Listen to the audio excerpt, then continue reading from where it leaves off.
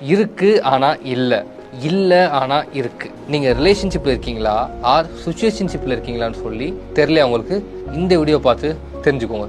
இப்போ நீங்கள் ஒரு பர்சன் கூட இருக்கீங்க, ரொம்ப க்ளோஸாக மென்டலி ஃபிசிக்கலி எல்லாத்துலேயும். பட் ஃப்யூச்சரை பற்றி நீங்கள் பேச ஆரம்பித்த உடனே அவங்க அவாய்ட் பண்ணுறாங்க, கமிட்மெண்ட்டே உங்களுக்கு கொடுக்க மாட்டேங்கிறாங்கன்னா அது கண்டிப்பாக சிச்சுவேஷன்ஷிப்.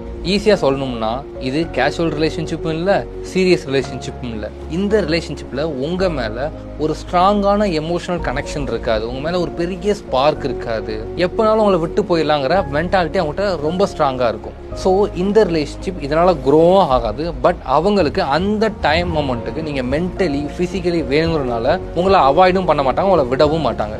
இது எப்படின்னா ஆற்றுல ஒரு கால் சேத்துல ஒரு கால் மாதிரி. உங்களுக்கு கமிட்மெண்ட்டும் கொடுக்க மாட்டாங்க, உங்களை விடவும் மாட்டாங்க.